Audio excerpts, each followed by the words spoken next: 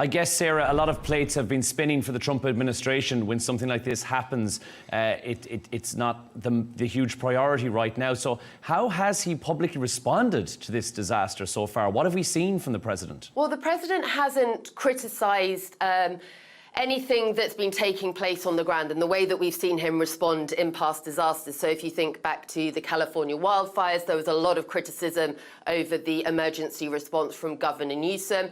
Now, we know President Trump is close to Governor Abbott, the Texas governor.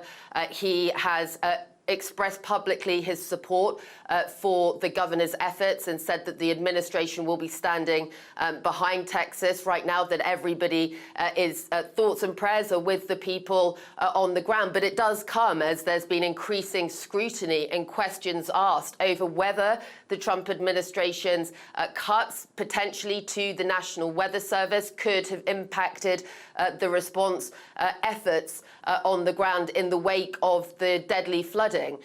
Now, President Trump has been asked repeatedly, because he is the one who's announced that in the past that the FEMA, the Federal Emergency Management Agency, that would be scaled back, potentially cut.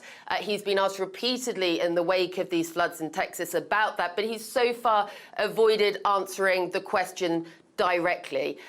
Expect more of that today. There are going to be lots of families on the ground who will be looking for some kind of answers. And as we said, there is that increasing scrutiny over exactly what happened in the lead up to these floods, whether the warning systems were up to scratch, and what happened in the aftermath as well, and whether resources were scrambled quickly and effectively enough to try and save as many lives as possible. And like the devastation really on the ground in Texas, it can't be overstated. You know, more than 120 people killed, but a lot of those were children. One of the areas very badly impacted along the Guadalupe River was a children's summer camp, so a number of girls killed in the flooding there, and people still missing. So families right now just desperately waiting for answers.